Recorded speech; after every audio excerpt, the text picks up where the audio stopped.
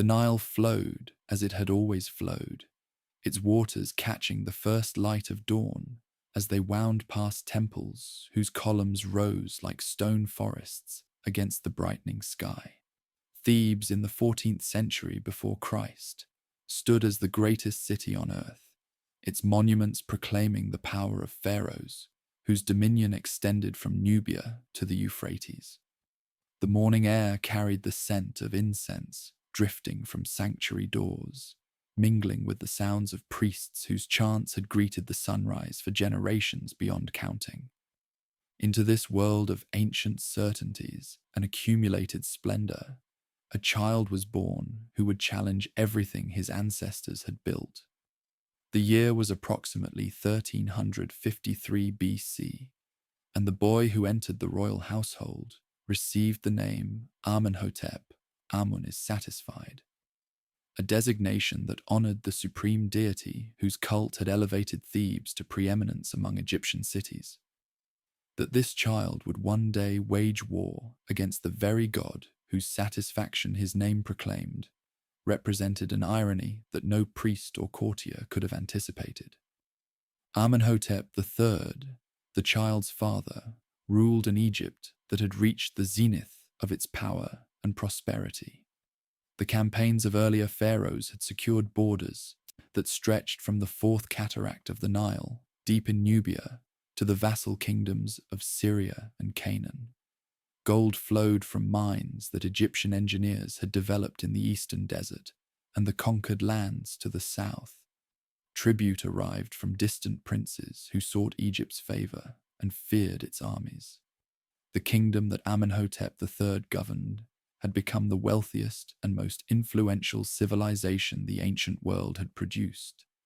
The pharaoh who presided over this golden age had devoted his reign to construction projects that announced Egyptian supremacy to anyone with eyes to see.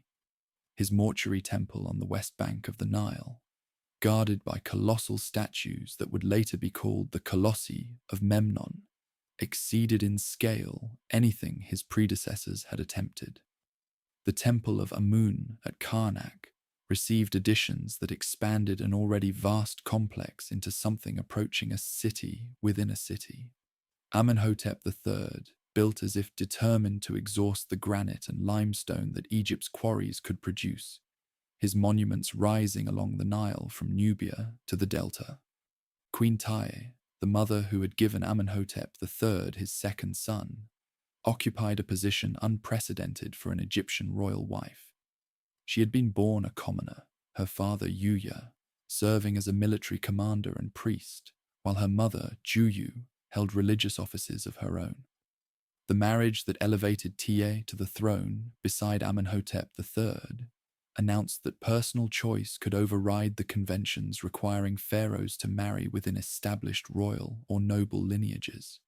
Her influence over her husband's reign would extend to diplomatic correspondence, religious policy, and the raising of children whose futures she helped to shape. The household into which the young prince Amenhotep was born included an elder brother whose position seemed to guarantee the succession. Crown Prince Thutmose had been designated as heir, his training preparing him for responsibilities that everyone assumed he would eventually assume.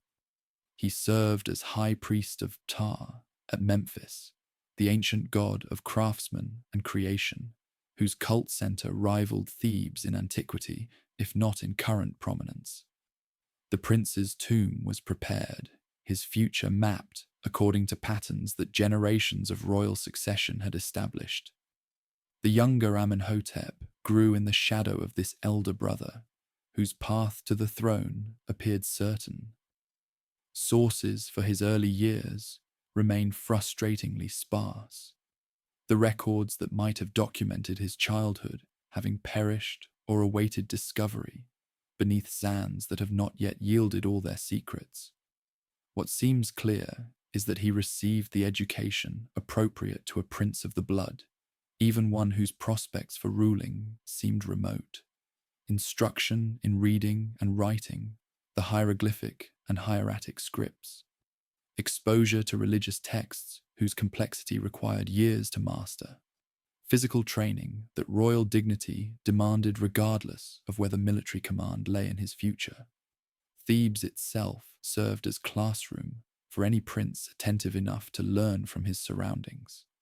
The temples that lined both banks of the Nile demonstrated what devotion to the gods could create when backed by the resources of a wealthy kingdom. Karnak alone occupied grounds that required hours to traverse completely. Its succession of pylons and courtyards and hypostyle halls, representing the accumulated piety of pharaohs stretching back centuries. The young prince would have participated in festivals whose processions wound through these sacred spaces, their rituals connecting him to traditions that seemed as permanent as the stars. The priesthood of Amun had grown powerful during the generations that Theban pharaohs had favored their patron deity above all others. Lands donated to the temple produced revenues that funded operations independent of royal supervision. Priests whose offices had become hereditary formed a class whose interests did not always align with those of the palace. The relationship between pharaoh and priesthood remained cooperative during Amenhotep III's reign, but the wealth and influence that Amun's servants had accumulated represented a concentration of power that observant eyes might have noted with concern. The young prince seems to have developed interests that distinguished him from the martial traditions his ancestors had cultivated. Where earlier pharaohs had celebrated their prowess in hunting and warfare, Amenhotep showed inclinations toward contemplation that later developments would reveal more fully. The religion he absorbed during these formative years emphasized the multiplicity of divine forms through which the sacred manifested itself. The hidden Amun, the creative Ptah, the solar Re, the protective Osiris, and countless others, whose cults occupied temples throughout the two lands. Yet even among this diversity, the sun held special significance, its daily journey across the sky providing the most visible demonstration of divine power that any observer could witness. The death of Crown Prince Thutmose transformed the younger Amenhotep's prospects with the finality that mortality always imposes. The heir whose future had seemed certain disappeared from the historical record, his passing leaving no detailed account but creating consequences that would reshape Egyptian history. The prince, who had expected to spend his life in the comfortable obscurity of a younger son, now found himself designated as successor to a throne whose occupant showed no signs of imminent departure. The education that had been adequate for a secondary prince now required supplementation with training appropriate for a future pharaoh.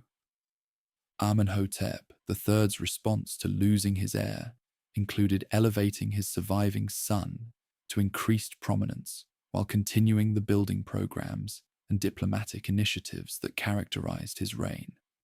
The aging pharaoh celebrated Sed festivals, jubilees traditionally held after 30 years of rule and repeated at shorter intervals thereafter, whose ceremonies emphasized solar symbolism that some scholars have seen as anticipating his son's later reforms. Whether father and son shared religious perspectives that differed from traditional Amun worship, or whether the younger Amenhotep developed his distinctive vision independently, remains a question that surviving evidence cannot definitively resolve.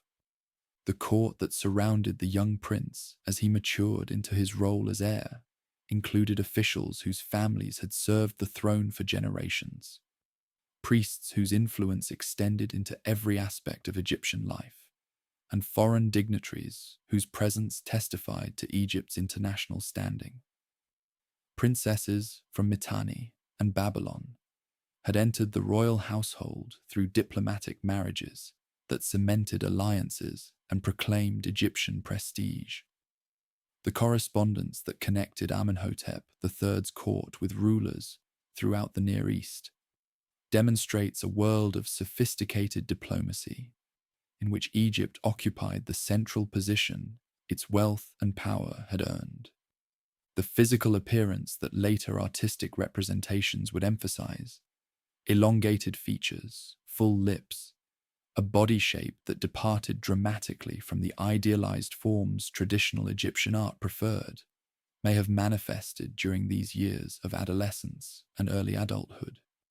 Whether these distinctive characteristics reflected actual physical traits, a medical condition whose nature modern scholars continue to debate, or artistic conventions whose symbolic meaning we have not fully grasped, they would become defining elements of the visual culture the prince would later create. The face that would eventually adorn temples dedicated to a single god was taking shape during years when that revolutionary project existed only as seeds not yet germinated. The religious landscape through which the prince moved offered models for the concentration of devotion that his later reforms would demand. The solar theology that had developed over centuries emphasized the sun's supreme importance among divine manifestations, its daily cycle of death and rebirth, providing patterns that shaped Egyptian understanding of existence itself. The Aten, the visible disk of the sun, had received attention from pharaohs before Amenhotep III, whose own reign showed increased interest in solar symbolism. The theological raw materials from which the prince would construct his religious revolution already existed, awaiting the vision that would forge them into something unprecedented. The women who surrounded the young prince included a mother whose influence demonstrated what a royal wife might achieve, and sisters whose fates would intertwine with his own reign. Queen Taya's prominence in artistic representations and diplomatic correspondence showed that the boundaries limiting female participation in public life could be transcended when circumstances and personality combined favorably. The model of partnership between king and queen that his parents provided would shape the prince's own approach to royal marriage, preparing him for a partnership that would become one of ancient history's most famous. As the years of Amenhotep III's reign accumulated and the pharaoh's health began its inevitable decline, the prince, who had been born merely as a younger son, assumed responsibilities that prepared him for the role his brother's death had made possible.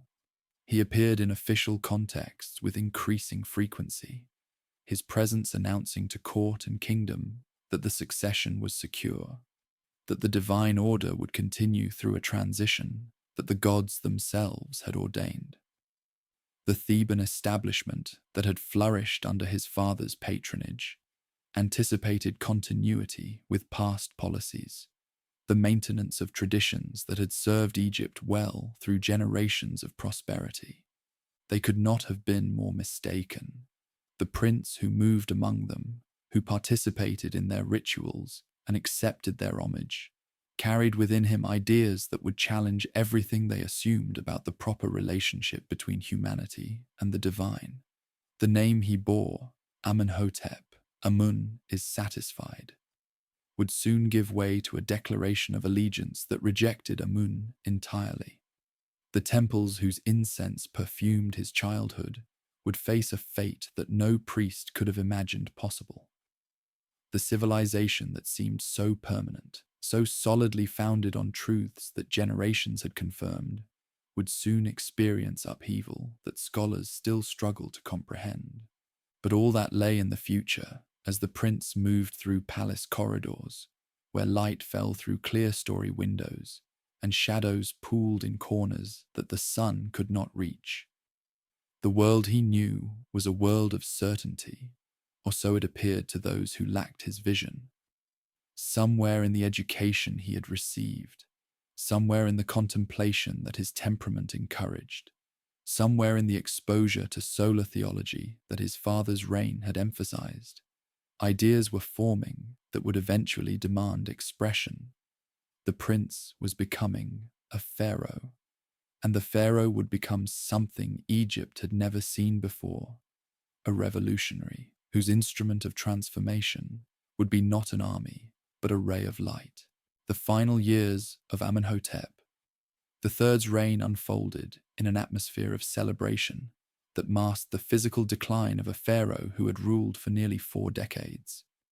The Sed festival, traditionally celebrated after 30 years on the throne, had been intended in ancient times to renew the king's vitality through rituals that symbolically restored his power to govern.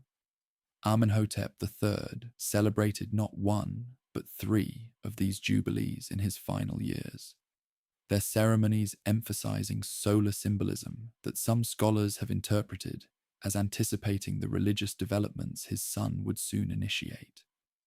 The festivals transformed Thebes into a stage for spectacles whose magnificence announced Egyptian supremacy to the world.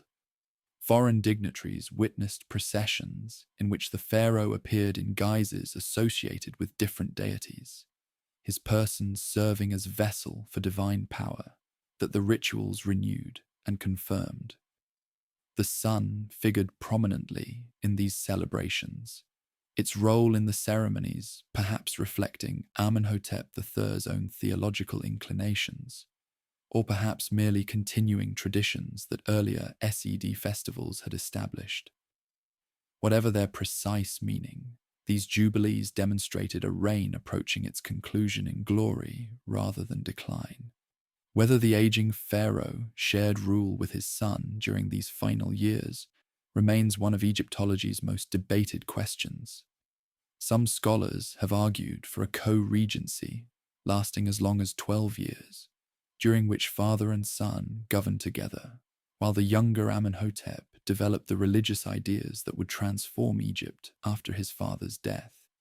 Others see no evidence for shared rule, interpreting the data that co-regency advocates cite as reflecting artistic conventions or textual ambiguities rather than political realities. The question matters because a lengthy co-regency would suggest that Amenhotep III either approved of or at least tolerated his son's emerging heterodoxy, while sole rule would mean the younger pharaoh developed his revolutionary program independently. The palace at Malkata, on the western bank of the Nile opposite Thebes, provided the setting for the court's activities during these transitional years. Amenhotep III had constructed this vast complex to accommodate the ceremonial requirements of his jubilees, its painted halls and spacious courtyards offering settings appropriate for the entertainments that royal hospitality demanded. The prince, who would soon be pharaoh, moved through these spaces alongside a father whose health faltered even as his monuments continued to rise. The relationship between them, whether close or distant, harmonious or strained, left fewer traces than historians would wish. The death of Amenhotep III, when it finally came around 1346 BC, elevated his son to sole rule over an empire that stretched from the cataracts of Nubia to the vassal kingdoms of Syria and Palestine. The young pharaoh who assumed the throne was perhaps in his mid-teens or early 20s, his exact age as uncertain as so much else about his early life. He took the throne name Neferkeperur Wayenre. Beautiful are the forms of Re, the unique one of Re. A designation that emphasized solar associations without yet announcing the exclusive devotion to the Aten that would soon define his reign. The coronation ceremonies that marked this transition followed forms that generations of pharaohs had observed, their rituals connecting the new king to predecessors whose legitimacy his own accession continued. Priests pronounced blessings whose words had been spoken over pharaohs since the earliest dynasties. Crowns representing Upper and Lower Egypt were placed upon a head that bore responsibility for maintaining cosmic order throughout the two lands. The young Amenhotep IV became, in the eyes of his subjects, the living embodiment of divine kingship that Egyptian civilization had refined over 2 millennia of unbroken tradition. Yet even in these early months, signs appeared suggesting that the new pharaoh's reign would differ from those that had preceded it. The emphasis on solar theology, that his father's jubilees had displayed intensified under the sun's direction. The Aten receiving attention that elevated this manifestation of solar power above the other forms through which Egyptians had traditionally understood the sun's divinity. The distinction mattered more than casual observers might have recognized. The Aten represented the visible disk itself, the physical sun whose light fell upon all lands, rather than the mythologically elaborated deities like Re or Reharakti, whose stories and attributes accumulated over centuries of theological reflection. Construction began on new temples, whose design departed from conventions that Egyptians' sacred architecture had followed since the Old Kingdom. Traditional temples led worshippers through successive darkening halls toward innermost sanctuaries, where divine images dwelt in deliberate obscurity, their mystery enhanced by the shadows that architecture created. The structures that Amenhotep IV commanded rose around open courtyards, where sunlight flooded altars that required no roof to separate worshippers from the deity they served. The Aten could not be confined in darkness. Its nature was light itself, and the temples that honored it would be designed to receive rather than exclude the radiance that constituted its essence. The Gempatan, the Aten is found, rose at Karnak itself, within the sacred precinct that generations had dedicated to Amun. The audacity of this construction announced intentions that the Amun priesthood could not have welcomed. A new temple, honoring a rival deity, erected in the very heart of their domain. The colossal statues that adorned this structure depicted the pharaoh in forms that shattered every convention Egyptian royal art had established. Elongated faces, full lips, narrow eyes, bodies whose androgynous softness replaced the idealized athleticism that pharaohs had traditionally displayed. Something unprecedented was emerging, though its full implications would only gradually become clear. Nefertiti entered the historical record during these early years of Amenhotep IV's reign, her presence beside the king, establishing a partnership whose intensity exceeded even the remarkable precedent that Queen Tai had set. Her origins remain obscure despite centuries of scholarly attention. She may have been a daughter of the courtier who would eventually become Pharaoh himself, or she may have come from elsewhere in the Egyptian elite. What matters more than her family background is the role she assumed beside her husband, a prominence in religious ceremonies and artistic representations that suggested genuine partnership rather than merely ceremonial consort. The royal couple appeared together in reliefs and statuary with a frequency that earlier reigns had not displayed, their intimacy portrayed through scenes of domestic affection that traditional royal art had considered beneath the dignity of pharaonic representation. They were shown touching, embracing, riding together in chariots, playing with daughters whose births were celebrated rather than hidden. The boundaries that had separated public majesty from private feeling dissolved in an artistic program that presented the royal family as exemplars of the life that the Aten's blessings made possible. Daughters arrived in succession during these years, their births announced through artistic representations that included them in the intimate family scenes the new style favored. Meritaten came first, her name meaning beloved of the Aten, and announcing the theological orientation that her father was promoting. Meketaten, Ankesenpaten, and eventually 3 more daughters followed, their presence in royal imagery suggesting a household that valued fertility and family in ways that official art had rarely emphasized. The absence of sons, no male heir would be born to Nefertiti, would eventually complicate succession in ways that the celebrating parents could not yet foresee.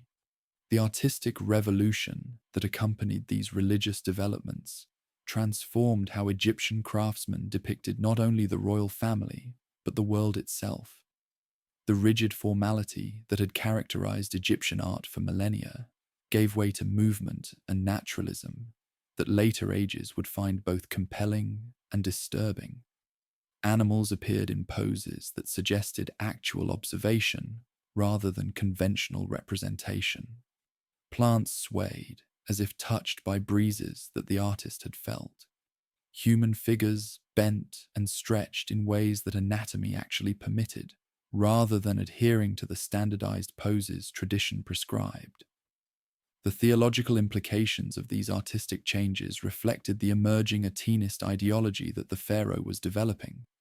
Traditional Egyptian religion populated the world with divine forces, whose interactions explained everything, from the Nile's annual flood, to the growth of crops, to the journey of the dead through the underworld.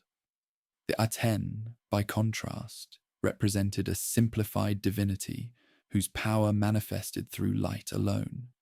The warmth that quickened life, the radiance that distinguished day from night, the visible presence that required no mythological elaboration to explain its nature and effects.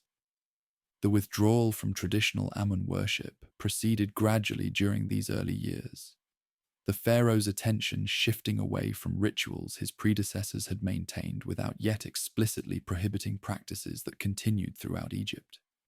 The temples of Amun still received offerings, their priests still performed ceremonies that generations had established, but the royal patronage that had funded their expansion and celebrated their importance now flowed toward the Aten and the new structures dedicated to its worship. The change of emphasis was becoming impossible to ignore, though its ultimate direction remained unclear to those who experienced it. Thebes itself, despite hosting the new Aten temples the pharaoh was constructing, seemed increasingly inadequate for the religious vision taking shape in the royal mind. The city was saturated with the presence of Amun. His temples dominated the landscape. His priesthood permeated society. His traditions shaped every aspect of Theban religious life. A truly new beginning would require a truly new setting, a place where the Aten could be worshipped without the accumulated weight of contrary traditions pressing upon every ceremony. The pharaoh's thoughts were turning toward possibilities that would soon transform not only his reign, but the physical geography of Egyptian civilization.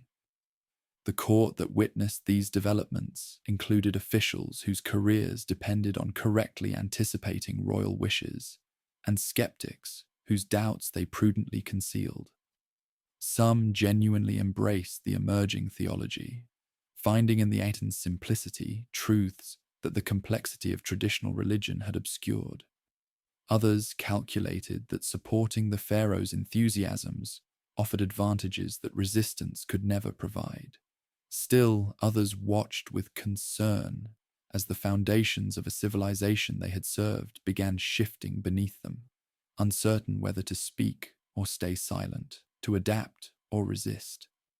The transformation had begun, though its full scope remained hidden even from those closest to its author. The prince who had grown up in Amun's shadow was becoming the pharaoh who would attempt to extinguish that shadow entirely. The heir whose name declared Amun satisfied was preparing to declare that Amun did not exist, or at least did not deserve the worship that generations had mistakenly offered.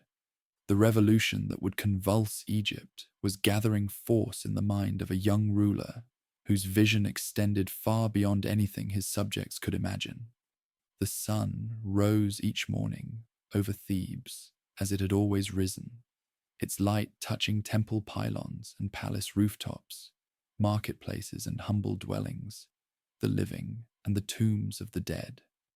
But for the pharaoh who watched that rising with eyes that saw differently than his predecessors had seen, the light itself was becoming something more than natural phenomenon. It was becoming the sole god, the only power worthy of worship, the truth that Egypt had somehow missed despite millennia of civilization. The horizon toward which he gazed would soon bear a new city dedicated to that truth, and Egypt would never be the same again. The name change that the pharaoh proclaimed around the 4th or 5th year of his reign announced intentions that no previous action had made so explicit. Amenhotep, Amen is satisfied, gave way to Akhenaten, effective for the Aten or beneficial to the Aten, a transformation that repudiated the god whose name the king had carried since birth. The declaration was theological warfare conducted through royal nomenclature, an announcement that the pharaoh no longer considered Amun worthy of the honor that naming traditionally conferred.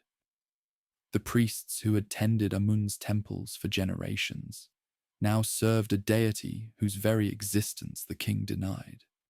Nefertiti's name underwent corresponding modification, becoming Nefer-Neferuaten, Nefertiti. Beautiful are the beauties of the Aten.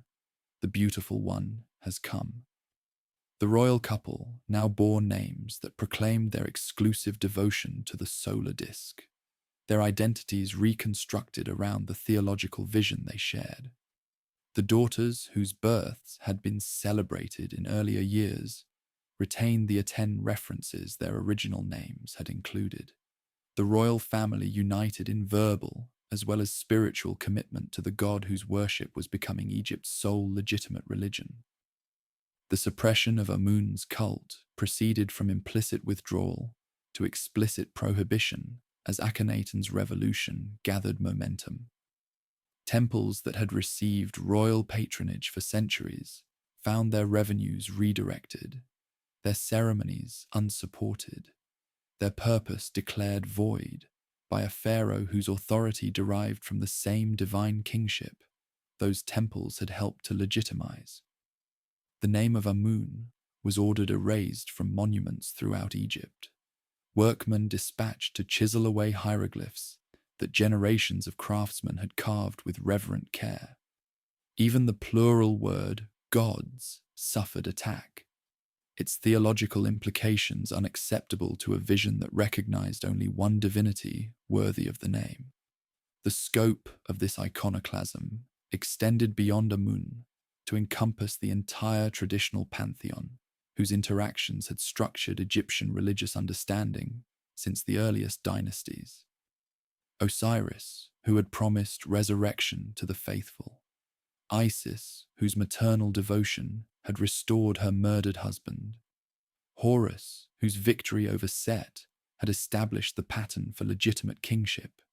All these, and countless others, found their images defaced, their temples neglected, their worship prohibited by royal decree. The complexity that millennia had woven into Egyptian religion was being swept away in favor of a simplicity that its proponent considered truth and its opponents surely viewed as destruction.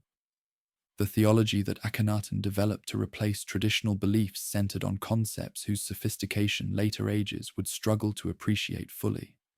The Aten was not merely the sun, it was the creative power that manifested through sunlight, the life force that warmth and radiance conveyed to every living thing, the universal presence that blessed all lands equally regardless of the particular peoples who inhabited them. Unlike Amun, whose hiddenness required faith in what could not be seen, the Aten displayed itself daily to every creature capable of perceiving light.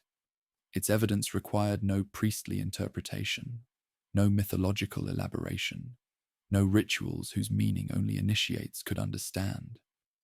The relationship between the Aten and humanity operated through a single intermediary, the pharaoh himself. Akhenaten positioned himself as the sole interpreter of the Aten's will, the only being through whom the god's blessings flowed to the people of Egypt, where traditional religion had distributed divine access through countless temples and priesthoods, each offering connection to particular deities whose domains and attributes differed. The new dispensation concentrated all spiritual authority in the person of the king. The priests who had mediated between Egyptians and their gods found their role eliminated, their services unnecessary in a system that acknowledged only one channel between heaven and earth.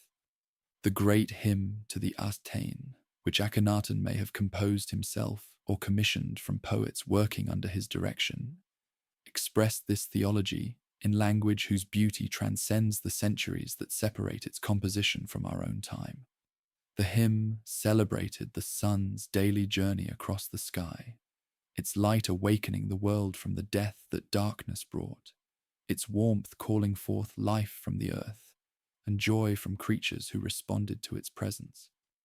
The imagery moved from cosmic scope to intimate detail, from the sun's creation of distant lands and foreign peoples, to the chick breaking forth from its egg, from the regulation of seasons to the forming of children in their mothers' wombs.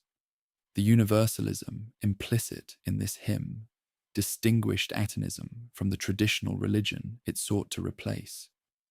The Aten created not only Egypt, but all the lands beyond its borders, caring for peoples whose languages differed and whose skins showed different colors. This was not the nationalism that had characterized Egyptian religion previously, with its emphasis on Egypt's special relationship with gods who favored it above other nations. The Aten's light fell everywhere, its creative power operating throughout the world that its rising illuminated. The theological implications of this vision extended far beyond anything previous Egyptian thought had contemplated. Artistic production during these years of revolutionary ferment reached heights of creativity that the conventions of traditional style had prevented. The workshops that served the royal court produced images whose emotional intensity exceeded anything Egyptian art had previously attempted. The pharaoh and his family appeared in moments of genuine intimacy, Akhenaten kissing a daughter whom he held tenderly, Nefertiti bouncing an infant on her knee. The royal couple sharing a chariot whose speed the flowing lines of their garments suggested. These were not the static, eternal images that traditional royal art had provided. They were representations of life being lived, of love being expressed, of a royal family experiencing the blessings that their devotion to the Aten had earned. The distinctive physical appearance that artists gave to the royal family during this period has generated scholarly debate that shows no signs of resolution. Akhenaten's elongated skull, full lips, narrow eyes, and androgynous body might represent a medical condition whose symptoms these features expressed. They might reflect an artistic program designed to emphasize the pharaoh's difference from ordinary humanity, his unique position as intermediary between the Aten and its worshippers.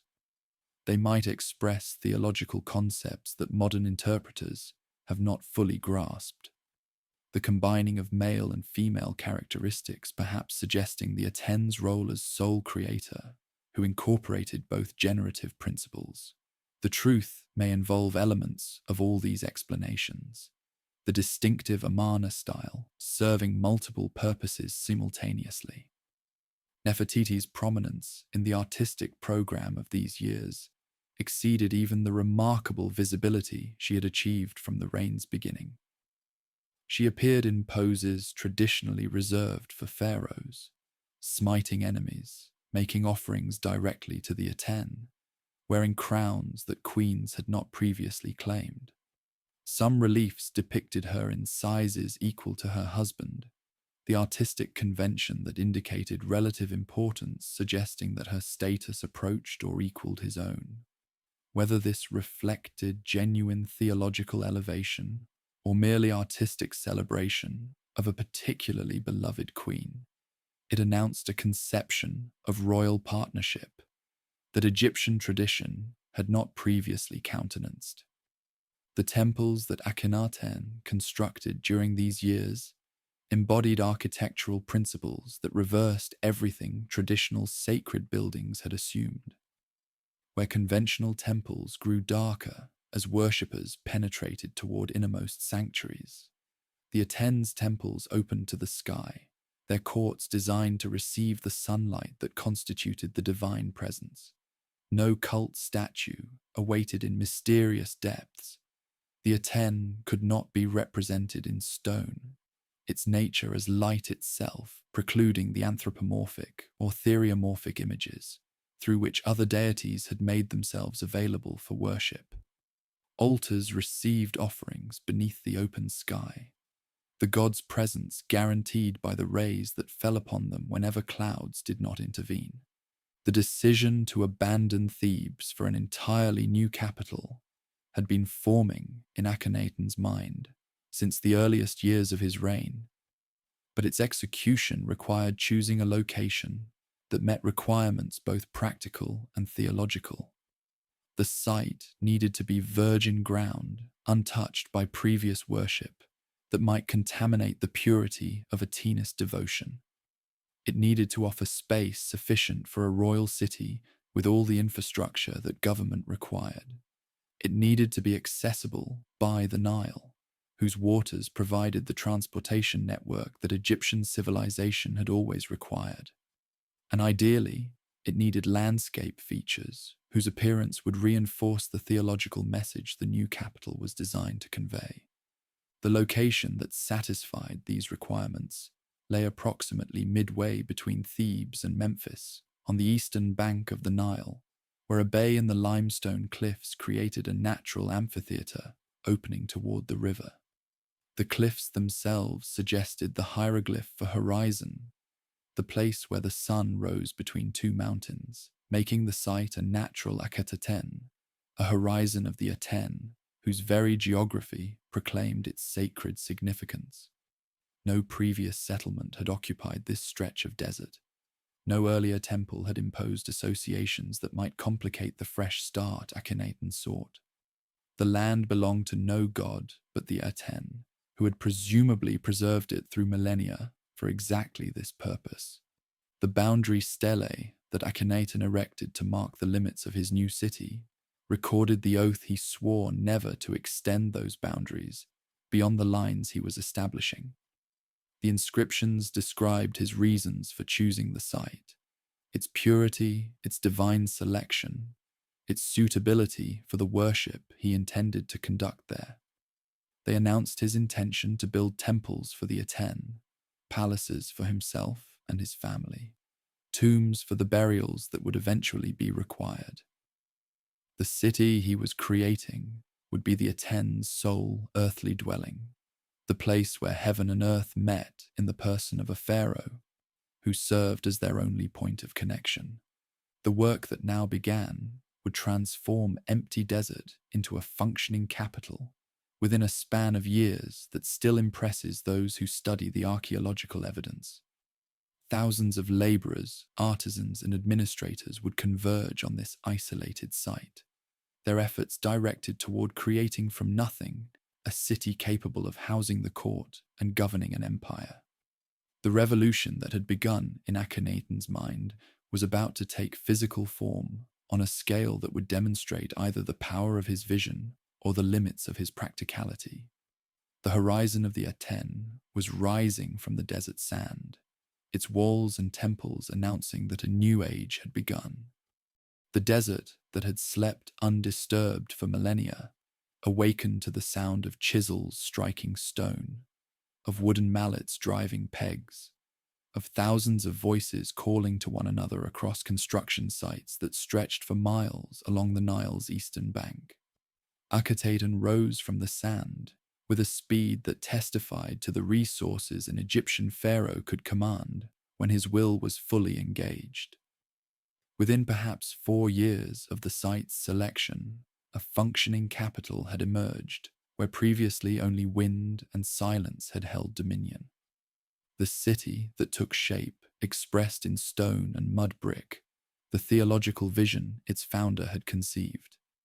The great temple of the Aten, called the Gleaming, stretched for nearly half a mile along an axis oriented toward the rising sun, its succession of open courts leading worshippers ever closer to the altars, where offerings accumulated beneath the sky. No roof interrupted the sunlight that fell upon these sacred spaces. No walls enclosed what the Aten's presence already sanctified. The architecture made worship visible to the deity being worshipped, the very structure of the building proclaiming that this god required no darkness to maintain its mystery.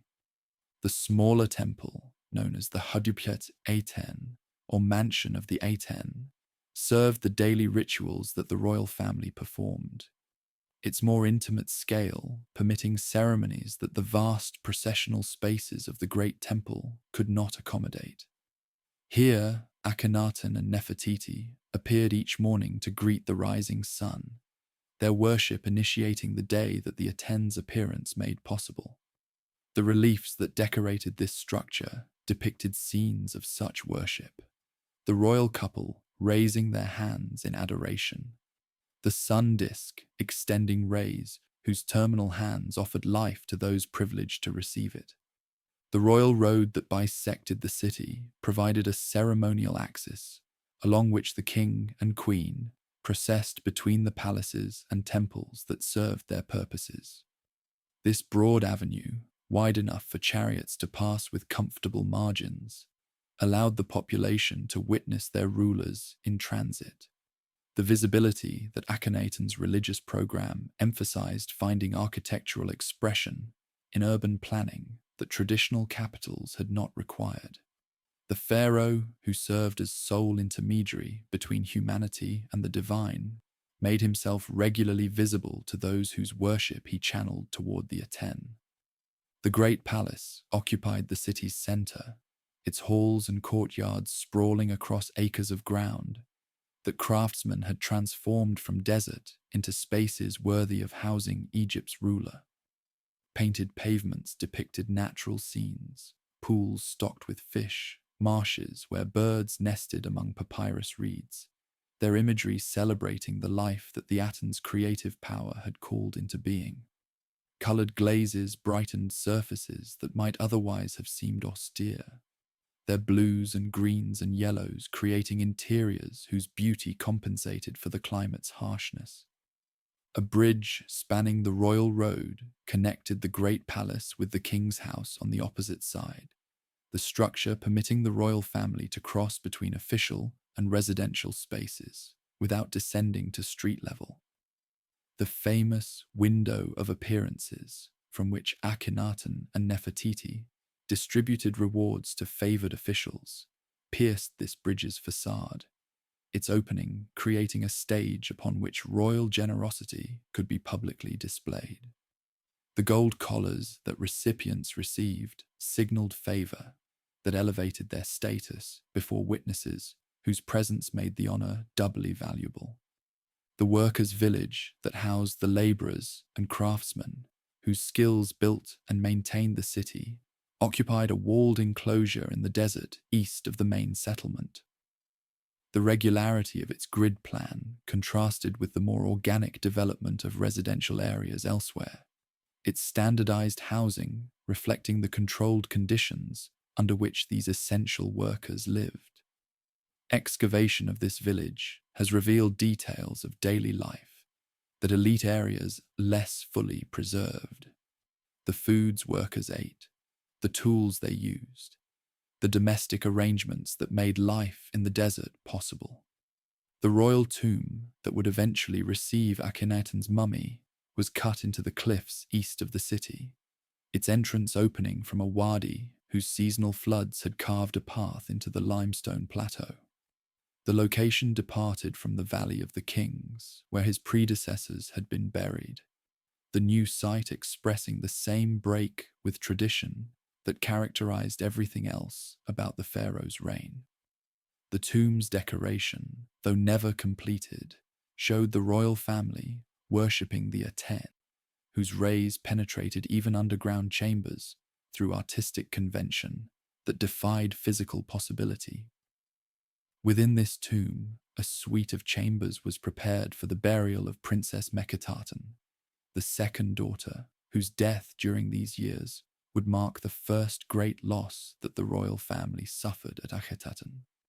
The reliefs that decorated her burial chamber depicted her parents in attitudes of grief, whose emotional intensity exceeded anything traditional royal art had attempted. Akhenaten and Nefertiti were shown with arms raised in lamentation, their bodies bent with sorrow that the artistic conventions of the period rendered visible. Whatever other purposes the distinctive Amarna style served, it proved capable of expressing grief with a directness that more formal approaches had not permitted. The household over which Akhenaten presided at Akhenaten included members whose presence the official record sometimes obscured. Kia, a secondary wife whose origins remain uncertain, appears in inscriptions that give her the title Greatly Beloved Wife of the King. Her apartments within the palace complex have been identified, and her image appears in contexts that suggest genuine importance to the pharaoh, despite her subordinate status to Nefertiti. Some scholars have proposed that she was the mother of Tutankhamun, whose parentage remains debated despite the DNA evidence that modern science has contributed to the discussion. Queen Taye, the formidable mother whose influence had shaped Akhenaten's childhood, visited Akhenaten during these years and may have maintained a residence there until her death. Her presence connected the new capital to the Theban traditions it was designed to supersede, her survival into her son's reign, providing continuity with an era whose religious practices the pharaoh was systematically dismantling. The sunshade temple, built for her at Akhenaten, honored her status while situating her within the Atenist framework that now governed royal worship. The population that gathered at Akhenaten came from throughout Egypt, their relocation transforming a planned city into a living community whose social complexity excavation has gradually revealed. Nobles whose tombs in the surrounding cliffs preserve their names and titles, established households appropriate to their status. Merchants and craftsmen settled in residential areas whose quality varied according to their owners' resources. Servants and labourers occupied more modest quarters, whose remains have nonetheless contributed valuable information about daily life under the Athens regime. The tombs that officials prepared in the cliffs surrounding Akhenaten preserve images of their owners worshipping the royal family, whose intercession with the Aten provided the only path to divine blessing these monuments acknowledged. Traditional tomb imagery had shown the deceased interacting directly with deities, whose favour would ensure blessed afterlife. At Akhenaten, the royal family replaced these deities, their figures receiving the worship that Osiris and Anubis had traditionally been shown accepting. The theology that placed Akhenaten between humanity and the divine expressed itself architecturally in funerary contexts, no less than in temple design. The arts flourished at Akhenaten with a creativity that the constraints of traditional style had prevented. The workshop of the sculptor Thutmose, excavated in the early 20th century, yielded masterpieces that demonstrated what Amarna artists could achieve when royal patronage encouraged experimentation.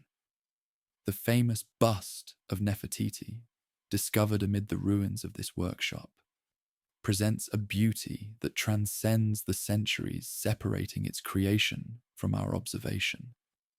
The painted limestone captures something apparently eternal, despite having been created in a moment of extraordinary historical contingency.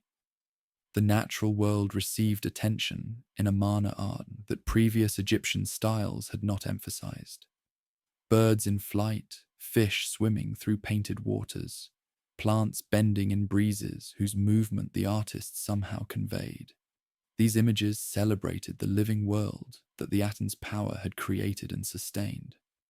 The intimate connection between the creative deity and its creation found artistic expression in representations whose naturalism contrasted sharply with the formal conventions that tradition had preferred.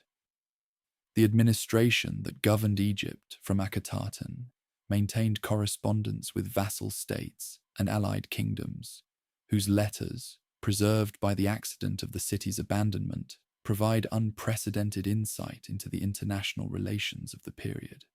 These Amarna letters, as scholars call them, document a world of diplomacy and commerce, of alliances and enmities, of great powers and small kingdoms navigating relationships whose complexity rivaled anything later ages would produce. Their cuneiform script, the diplomatic language of the era, recorded concerns that ranged from affairs of state to shipments of gold to requests for physicians and craftsmen. The years at Akhenaten represented the full flowering of everything Akhenaten's revolution had attempted. The theology he had developed found expression in a city designed to embody it. The art he had fostered reached heights of creativity that later ages would admire and never quite replicate. The religious exclusivity he demanded structured every aspect of life in a capital dedicated to proving what singular devotion to a single deity might achieve. Whether this experiment could survive the challenges that time and circumstance would impose remained to be seen. But for this brief moment, the horizon of the Aten blazed with a light that illuminated possibilities previous pharaohs had never imagined. The sun rose each morning over the cliffs that embraced Akhenaten, its light falling first upon the temples and palaces where worship awaited its appearance. The god whose physical presence these rays constituted received the adoration that Akhenaten offered. The theology that had seemed revolutionary, now embodied in routines that shaped daily life throughout the capital. The experiment was functioning, the vision was realized. The new age that the pharaoh had announced had arrived. Yet even as these golden years unfolded, shadows were gathering that would eventually eclipse everything Akhenaten had built. The horizon that received the rising sun would also receive its setting, and the city of light would not endure forever. The letters that arrived at Akhenaten from vassal kingdoms and allied states painted a picture of an international order under increasing strain. Couriers who had traveled dusty roads from Syria and Palestine, who had crossed deserts and navigated mountain passes to reach the Egyptian capital, bore messages whose tone grew more anxious as the years of Akhenaten's later reign accumulated. The kings and governors who composed these appeals sought attention that an increasingly absorbed pharaoh seemed unwilling or unable to provide. Ribhadda, the ruler of Byblos, whose loyalty to Egypt had been unwavering through decades of service, wrote letter after letter describing the threats his city faced from expanding neighbors and the Habiru bands whose depredations destabilized the entire region. His appeals for Egyptian troops, for gold to pay defenders, for any sign that his overlord remembered obligations that vassalage imposed. These messages accumulated in the archives that would eventually be discovered. Their desperation preserved for scholars to analyze millennia after the crises they documented had resolved themselves one way or another. The Hittite kingdom to the north had grown powerful during the generations since Egyptian arms had last seriously contested its expansion. King Suppiluliuma was extending his influence into territories that previous pharaohs had considered firmly within Egypt's sphere, his armies and his diplomacy combining to reshape the political geography of the ancient Near East. The vassal states caught between these great powers looked to Egypt for the protection that their submission was supposed to guarantee, and increasingly they looked in vain. Whether Akhenaten's apparent disengagement from international affairs reflected deliberate policy, personal temperament, or circumstances that the surviving sources do not fully reveal, the effect was unmistakable. Egyptian influence in Syria and Palestine weakened during his reign, territories that his father and grandfather had secured slipping toward independence or absorption by rival powers. The empire that Thutmose III had built through decades of campaigning was contracting, its retreat perhaps inevitable given the costs of maintaining distant dominions, but nonetheless representing a reversal that contemporaries would have noted with concern. The domestic challenges that pressed upon Akhenaten during these later years compounded whatever difficulties international relations created. Evidence suggests that plague or epidemic disease swept through the ancient Near East during this period, its effects visible in correspondence that mentioned illness and in demographic patterns that archaeology has begun to reveal. The city that Akhenaten had built in the desert may have suffered from such visitation, its crowded quarters and limited water sources creating conditions that disease could exploit. The royal family itself experienced losses that no theology could explain away. Princess Meketaten, the second daughter, whose presence had brightened so many of the intimate family scenes that Amarna art preserved, died during these years under circumstances that the sources do not clearly specify. The grief that her parents displayed in the reliefs decorating her tomb chamber suggested genuine emotional devastation, the theology of light and life confronting the darkness and death that even the Aten's favor could not prevent. Other daughters may have perished as well, the artistic record becoming less clear about which princesses survived as the reign progressed. Nefertiti's fate during these final years of Akhenaten's reign presents one of Egyptology's most debated mysteries. The queen, whose image had dominated the artistic program of the preceding decade, gradually disappeared from the record, her absence generating theories that range from death to disgrace to elevation. Some scholars have proposed that she died around year 12, her passing perhaps connected to the same epidemic that may have claimed her daughters. Others have suggested that she fell from favor, her prominence replaced by secondary wives, or by daughters who assumed roles their mother had previously filled. A third possibility has gained increasing support among specialists who have studied the evidence most carefully. The pharaoh Neferuaten, whose brief reign scholars have identified in the sequence following Akhenaten's death, may actually have been Nefertiti herself, elevated to co-regency with her husband before his passing, and continuing as sole ruler briefly thereafter. The name Neferuaten had been part of Nefertiti's expanded titulary since early in the reign. Its appearance as a throne name might represent not a new ruler, but the same queen exercising authority that her partnership with Akhenaten had prepared her to assume.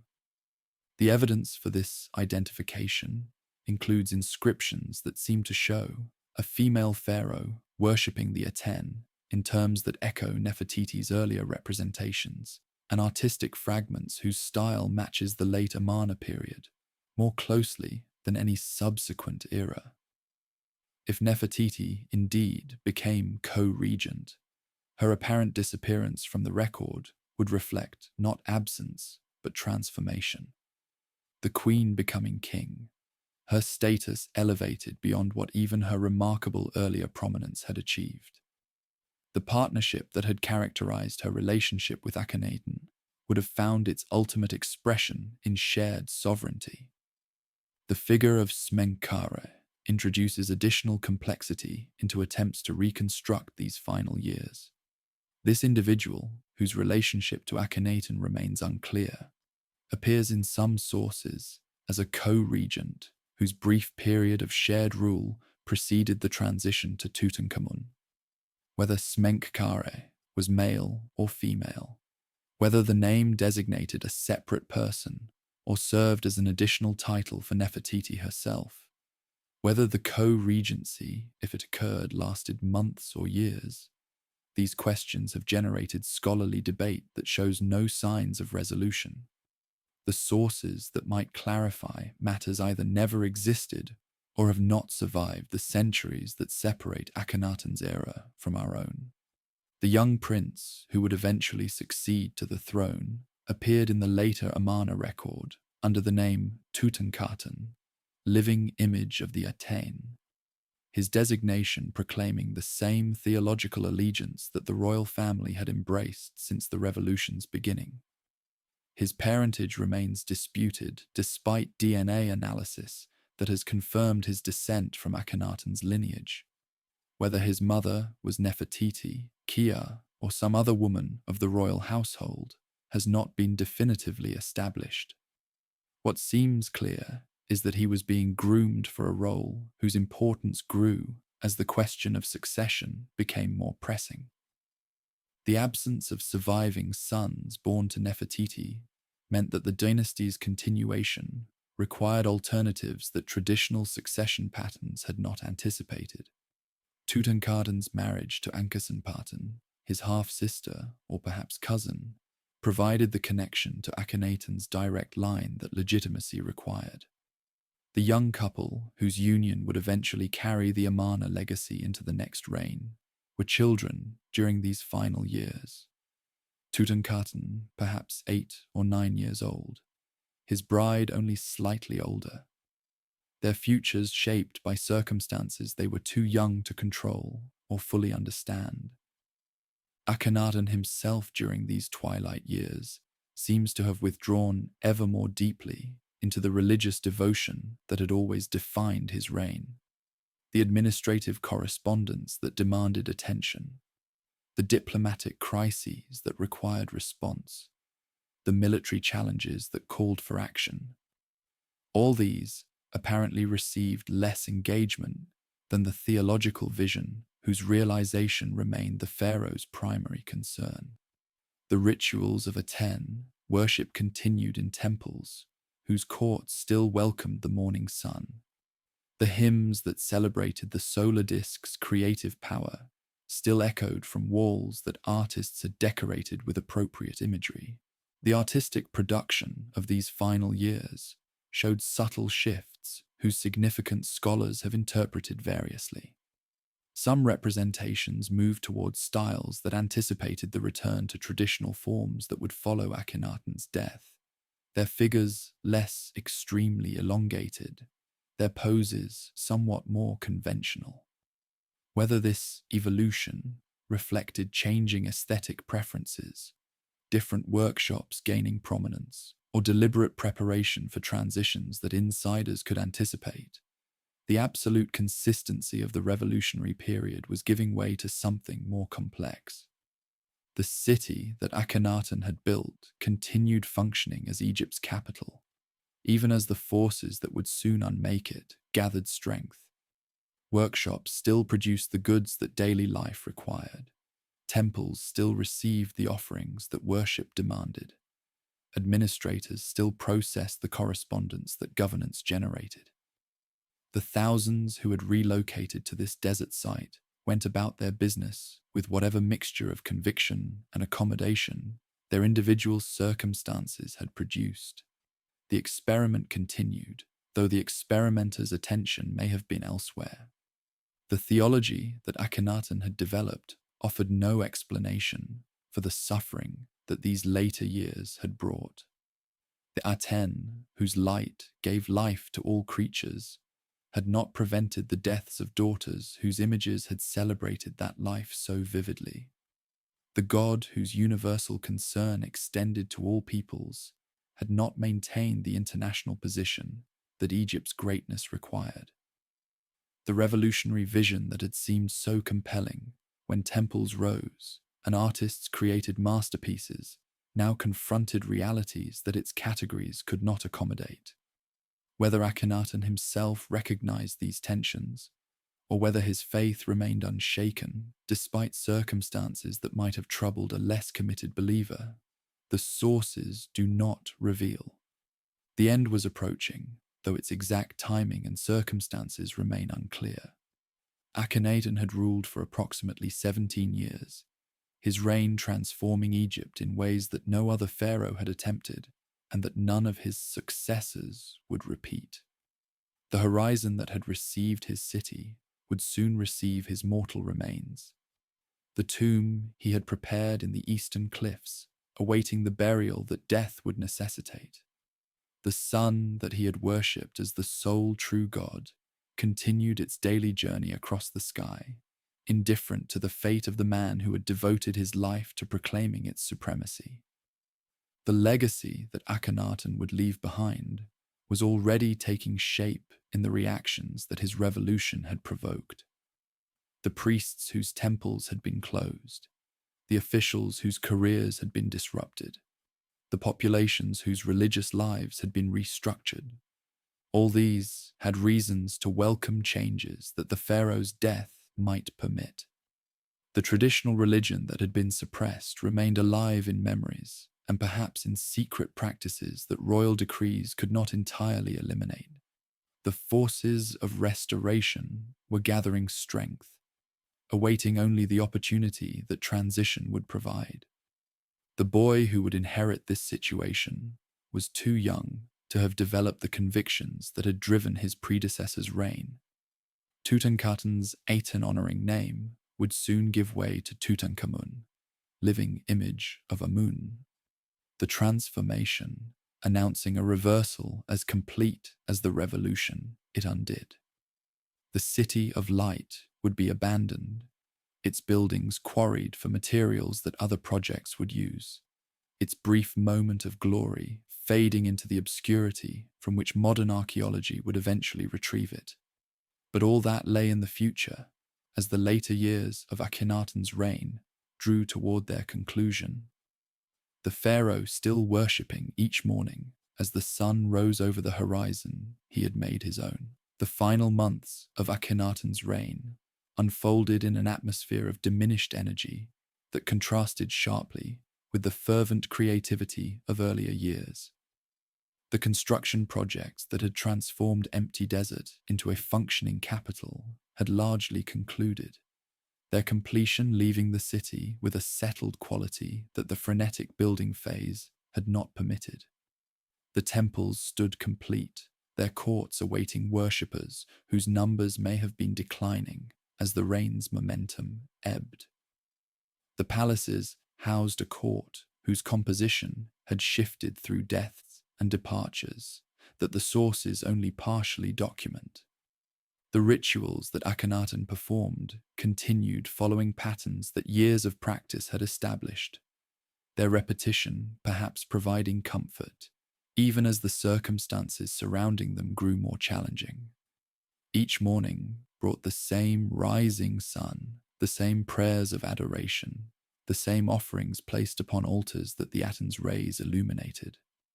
The theology that had inspired a revolution now sustained a routine, its revolutionary implications fading into observances whose familiarity may have obscured the radical claims they embodied.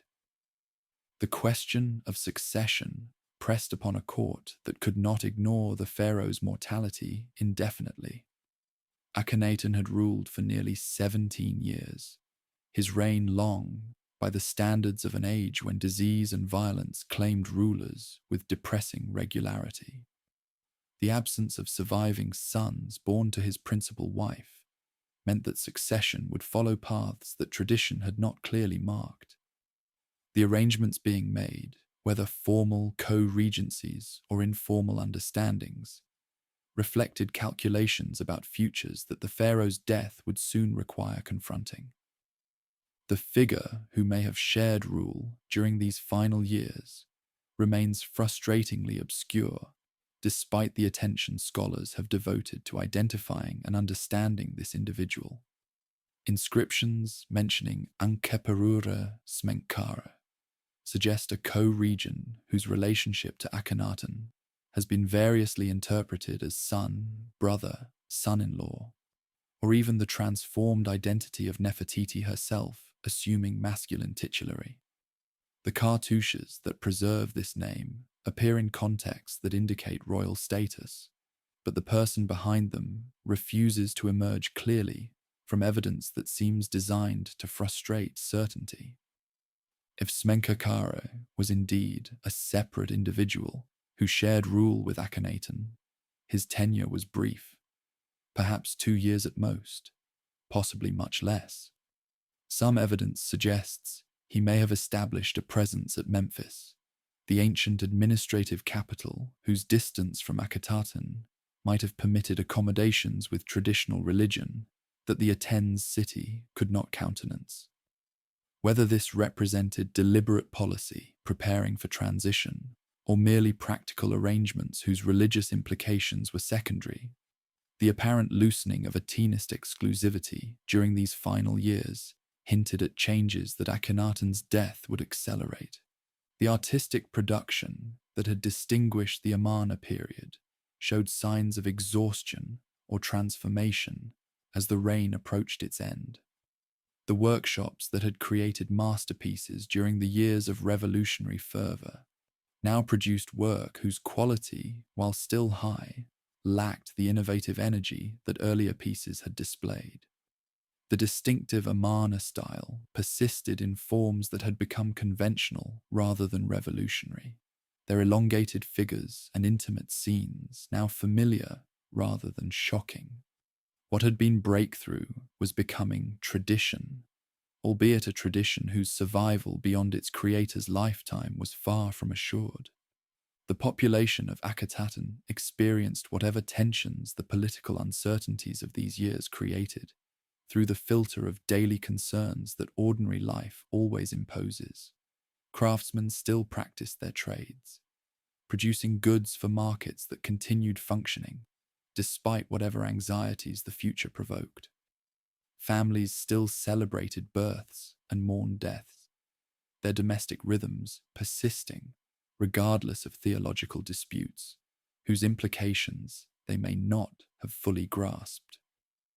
The city that ideology had built housed human beings whose lives extended beyond ideology into the mundane realities that all communities share.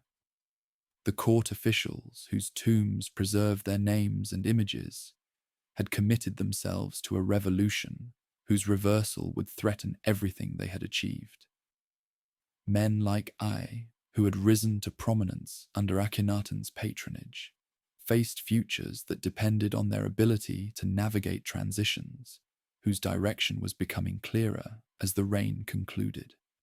The skills that had earned advancement under one regime might prove equally valuable under another. But the theological commitments that Amarna service had required would need to be shed or concealed if careers were to survive the changes that death would bring.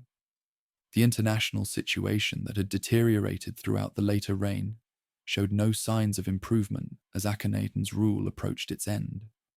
The Hittites continued expanding their influence into territories that Egyptian arms had once secured. Vassal states continued sending appeals that received inadequate response. The empire that Akhenaten had inherited was diminished, its contraction perhaps inevitable given the resources that domestic transformation had absorbed, but nonetheless representing a legacy that his successors would need to address. Death came to Akhenaten around 1336 or 1335 BC, the exact date uncertain like so much else about his reign's conclusion. The sources that might have documented his final illness, his last words, the ceremonies that attended his passing, these either never existed or have not survived the centuries and the deliberate destruction that his memory would later suffer. The pharaoh who had attempted to reshape Egyptian religion simply disappears from the record, his death inferred from the succession that followed, rather than directly attested in contemporary documentation. The burial that his body received presumably followed the arrangements he had made in the royal tomb, carved into the eastern cliffs. The chambers prepared for this purpose awaited the mummy that embalmers would have created according to practices that Athenist theology had modified, but not entirely abandoned. Whether the funeral included traditional elements that the deceased would have rejected, or whether it maintained the Athenist purity that his life had demanded, the sources do not reveal. The tomb that was meant to house his remains for eternity would eventually be violated, its contents scattered, its occupant's body removed to locations that archaeology has struggled to identify. The immediate aftermath of Akhenaten's death saw transitions whose details remain partially obscure. If Smenkhare survived the pharaoh, whose co-regent he may have been, his independent rule lasted only briefly before he too passed from the scene. If Nefertiti had become co-regent under the name Neferneferuaten, her sole rule following her husband's death was equally brief. Within a short time, perhaps months, perhaps a year or two, the throne passed to the child Tutankhaten, whose youth guaranteed that others would exercise actual power, whatever titles the boy officially bore. The regents who governed in Tutankhaten's name included figures whose careers had flourished under Akhenaten, but whose theological commitments proved flexible enough to accommodate the changes that restoration would require. Whose titles had included God's Father, and whose relationship to the royal family may have been closer than official designations indicated, wielded influence that his position near the young king enabled. The general Horemheb, whose military responsibilities had kept him occupied with practical matters, while theological revolution proceeded at court, represented interests that the army's needs defined more clearly than religious conviction. The city that Akhenaten had built began emptying almost immediately, its population relocating to Memphis and eventually to Thebes as the center of gravity shifted away from the Athens horizon. The decision to abandon Akhenaten reflected practical as well as ideological considerations. The site had always been isolated, its location chosen for theological reasons that the restoration would render irrelevant. The infrastructure that had supported a capital would be more valuable elsewhere, its materials recycled for projects that honored gods whose worship was resuming. The temples that had welcomed the Aten's rays fell silent as their worshippers departed and their rituals ceased. The palaces that had housed a revolutionary court became empty shells whose painted walls addressed audiences that no longer gathered to observe them. The workshops that had produced masterpieces stood abandoned, their artisans dispersed to other centers where their skills would serve different purposes. The city of light was becoming a city of shadows, its brief moment of glory fading into the desolation that would eventually make it an archaeological treasure, precisely because later generations had left it largely undisturbed. The horizon that had given Akhenaten its name continued receiving the sun each morning. The cliffs that had inspired the city's location, glowing with the same light that had seemed to Akhenaten proof of the Aten's presence and power. But no worshippers gathered now to greet that rising. No hymns celebrated the creative force that the solar disk embodied. No pharaoh stood in temple courts to serve as intermediary between humanity and the one true God. The revolution had ended, and the counter-revolution was beginning. The light that Akhenaten had worshipped still shone, but the religion he had built around it was passing into history, awaiting the rediscovery that millennia of burial beneath desert sand would eventually permit. The young king, whose name still honored the Aten, presided over a restoration that systematically dismantled everything his predecessor had built. Within the first years of his reign, Tutankhaten became Tutankhamun, living image of Amun. The transformation of his name, announcing the reversal of theological allegiance that policy was simultaneously implementing. His queen, Ankhesenaten, likewise became Ankhesenamun, her identity reconstituted around the god whose suppression her father had demanded. The children of the revolution were becoming instruments of its undoing.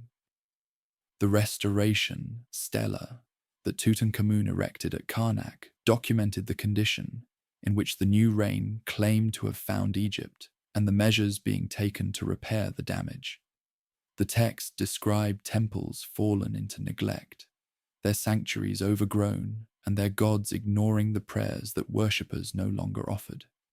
The land had suffered because proper worship had ceased, the divine order disrupted by policies whose author the inscription carefully avoided naming. The restoration being undertaken would repair what had been broken, reopening temples and reinstating priesthoods whose services the gods required. The court returned to Thebes, the ancient capital whose sacred geography remained intact despite the years of official disfavor. The temples of Amun received renewed attention, their revenues restored, and their ceremonies resumed after the interruption that Akhenaten's reign had imposed. Priests who had survived the suppression, perhaps maintaining their traditions in reduced circumstances, perhaps abandoning their vocations during the years of persecution, now found their services valued once more. The religious establishment that Akhenaten had attempted to destroy demonstrated the resilience that ancient institutions often possess. Memphis likewise received the royal presence that its administrative importance warranted. The practical necessities of governing an empire requiring facilities that Akhenaten had never adequately provided.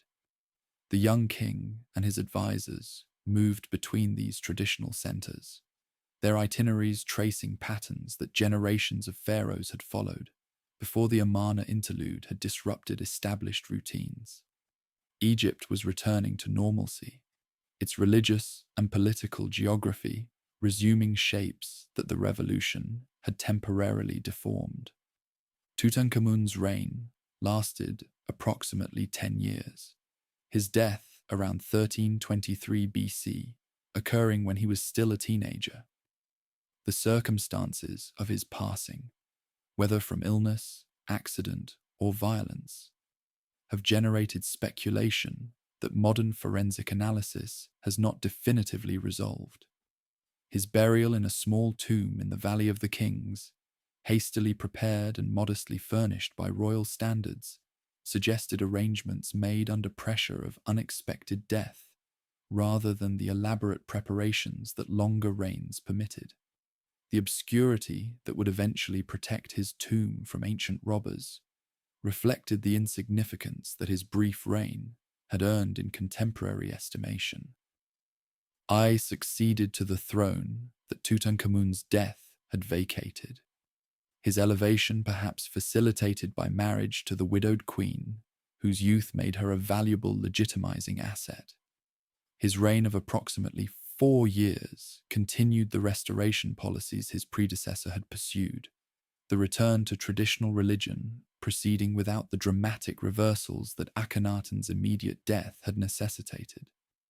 When I died, around 1319 BC, the throne passed to Horemheb, the general whose patience had been rewarded with the ultimate prize that Egyptian politics could offer. Horemheb's reign marked the transformation of restoration into active persecution of Akhenaten's memory. The general who became pharaoh undertook systematic destruction of monuments that previous reigns had merely neglected or repurposed. The temples that Akhenaten had built at Karnak were demolished, their decorated blocks buried in foundations where later construction would preserve them for archaeological discovery. The images that had depicted the heretic pharaoh and his family were defaced with a thoroughness that reflected determined policy rather than casual vandalism. The name of Akhenaten was erased from the official king lists that temples maintained to document the succession of legitimate rulers. Where his reign should have appeared in the sequence connecting Amenhotep III to Tutankhamun, the records showed only the earlier pharaoh's name continuing for years beyond his actual death. The fiction that Akhenaten had never ruled, that his revolution had never occurred, that Egypt had passed directly from father to grandson without the theological disruption the intervening reign had imposed. This became official history, enforced through erasure that sought to eliminate all evidence to the contrary. Akhenaten itself suffered the fate that abandonment and deliberate destruction combined to inflict. The buildings whose construction had absorbed such resources were systematically quarried, their stones transported to other sites where they served projects that honored gods Akhenaten had rejected. The temples that had welcomed the Aten's rays became sources of building material, their decorated surfaces buried in walls and foundations, where the inscriptions they bore would remain hidden for millennia. The city of light disappeared beneath sand that desert winds deposited over decades and centuries, its location gradually forgotten as the generations that remembered it passed away. The centuries that followed maintained the silence that Horemheb had imposed. Later, pharaohs knew of Akhenaten only as a nameless heretic, whose example demonstrated what happened when rulers departed from traditions the gods had sanctioned. The 19th dynasty, whose founders had served under Horemheb, continued policies of erasure that their predecessor had initiated. Rameses II, the great builder, whose monuments would dominate Egyptian sites for millennia, incorporated Akhenaten's demolished temples into his own constructions. The blocks that had celebrated the Aten, now hidden within structures that honored the traditional pantheon. The knowledge that a revolutionary pharaoh had once attempted to transform Egyptian religion survived in fragments that complete suppression could not entirely eliminate. Scribal traditions preserved references to the rebel or criminal of Akhenaten, their hostile terminology indicating that memory persisted even when official records denied the heretic's existence. The priests whose predecessors had suffered under Akhenaten's persecution transmitted stories that kept alive awareness of what had occurred, their accounts shaped by hostility, but nonetheless preserving information that the king lists had been designed to obscure. The millennia that separated Akhenaten's reign from the modern era saw his city sleeping beneath the desert sand, its location unmarked and its history forgotten by all but the most learned students of Egyptian antiquity. The site that locals called Tel El Amarna, a name derived from a Bedouin tribe that had settled nearby, attracted occasional attention from travelers who noticed the remains of ancient structures protruding from the sand. But systematic investigation awaited the development of Egyptology as a scholarly discipline and the expeditions that growing European interest in ancient Egypt would eventually fund. Flinders Petrie, the British archaeologist whose methods would help establish scientific standards for Egyptian excavation, conducted systematic work at Amarna in the 1890s. His investigations revealed the extent of the ancient city, the layout of its streets and buildings, the artifacts that daily life had deposited and abandonment had preserved, the cuneiform tablets that his workers discovered, the Amarna letters whose diplomatic correspondence illuminated international relations during Akhenaten's reign, transformed scholarly understanding of the period and demonstrated the importance of continued investigation. German expeditions in the early 20th century brought to light treasures that would make Amarna famous far beyond the circles of professional Egyptology. The workshop of the sculptor Thutmose, excavated in 1912, yielded masterpieces whose beauty transcended the millennia that separated their creation from their discovery. The painted limestone bust of Nefertiti emerged from the sand, looking as if the artist had only recently set down his tools, her features preserved with a perfection that modern viewers find almost miraculous. This single object would become one of the most recognized works of ancient art. Her image reproduced countless times, and her name known to millions who might not recognize any other figure from Egyptian history. The understanding of Akhenaten that emerged from archaeological investigation and scholarly analysis evolved as new evidence accumulated and interpretive frameworks shifted. Early assessments sometimes portrayed him as a proto-monotheist whose vision anticipated developments that later religious traditions would achieve. His worship of a single deity seeming to foreshadow the exclusive claims that Judaism, Christianity, and Islam would eventually make. Others saw him as a visionary ahead of his time, a spiritual genius whose insights his contemporaries were not prepared to accept. Later, scholarship complicated these portraits, emphasizing the political dimensions of Akhenaten's revolution and the practical consequences that his policies produced. The concentration of religious authority in the royal person, the economic disruption that temple closures caused, the international deterioration that domestic preoccupations permitted. These aspects of his reign received attention that balanced appreciation for his theological innovations with recognition of their costs. The heretic Pharaoh emerged as a more complex figure than either pure villain or misunderstood genius, his legacy resisting the simple judgments that historical distance sometimes encourages. The questions that Akhenaten's reign raises extend beyond the historical particulars of 14th century BC Egypt to issues that retain relevance wherever humans struggle with the proper relationship between political power and religious truth. Can states legitimately impose theological uniformity on diverse populations? What happens when rulers become convinced that they alone possess access to divine will? How do societies recover from disruptions that revolutionary programs impose? These questions, raised by Akhenaten's reign with particular clarity, resonate across the centuries that separate his time from our own. The site of Akhenaten remains available for visitors who wish to walk where the heretic Pharaoh once walked, to see the cliffs that inspired his city's name, to imagine the temples and palaces that once rose from sand that has long since reclaimed them. The foundations that excavation has exposed trace the outlines of buildings whose walls once displayed the distinctive art that Akhenaten's revolution produced. The boundary stelae still stand in some locations, their inscriptions preserving the words with which the pharaoh dedicated his city to the god whose worship it was designed to serve.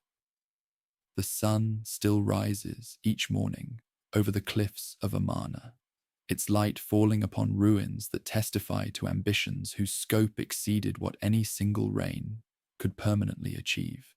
The Aten, whose worship Akhenaten demanded, continues its daily journey across the Egyptian sky, indifferent now as then to the theological claims that humans have made about its significance. The light that inspired a revolution shines upon the remains of the revolution it inspired. The horizon of the Aten receiving the dawn as it has received every dawn since the world began. Akhenaten's legacy endures not in the religious transformation he attempted, which his successors thoroughly reversed, but in the questions his attempt continues to raise, and in the artistic achievements his patronage made possible. The bust of Nefertiti gazes across the centuries with an expression that seems almost amused by the attention her beauty continues to attract. The hymns that celebrated the Atena's creative power preserve poetry whose beauty transcends the theological framework it was meant to serve. The intimate family scenes that Amarna art introduced into royal representation created precedents whose influence extended beyond the reign that produced them. The pharaoh who changed Egypt forever changed it in ways he never intended. The revolution he launched failed completely, its theology rejected and its monuments destroyed. Yet the failure itself became historically significant, a demonstration of the limits that even absolute power encounters when it attempts to transform the deepest convictions of the populations it governs. The heretic's reign became a reference point for understanding what pharaonic authority could and could not achieve. His example invoked by later generations as proof that the gods punished those who departed from traditions their wisdom had established. The quiet that settles over Amarna as the sun descends toward the western cliffs carries no echo of the hymns that once rose from temples, whose locations only archaeology can now identify. The wind that moves across the sand disturbs no worshippers, interrupts no rituals, challenges no theological convictions. The city of light has become a city of silence, its stones scattered, its population dispersed, its purpose forgotten by all but those who study the past for whatever lessons it might offer. Yet in that silence, something endures. The memory of a Pharaoh who believed so completely in his vision that he was willing to sacrifice everything to realize it. The memory of a queen whose partnership with her husband became one of history's great collaborations. The memory of artists whose creativity flourished under patronage that encouraged them to see and represent the world in new ways. The memory of a moment when Egypt almost became something entirely different, when light itself was worshipped as the sole true God, when a city rose from the desert to prove that human will could reshape even the most ancient of civilizations. The sun sets over Amarna as it sets everywhere, its descent marking the end of another day, in a sequence that has continued since long before Akhenaten was born, and will continue long after everyone who remembers his story has passed away. The Aten that he worshipped disappears below the horizon, the cliffs that frame the ancient city glowing briefly with the last light before darkness claims them. Tomorrow the sun will rise again, as it rose for Akhenaten, as it has risen for every generation that has witnessed its journey across the sky. The horizon of the Aten abides, even if the faith that once made it sacred has long since faded into the silence of history.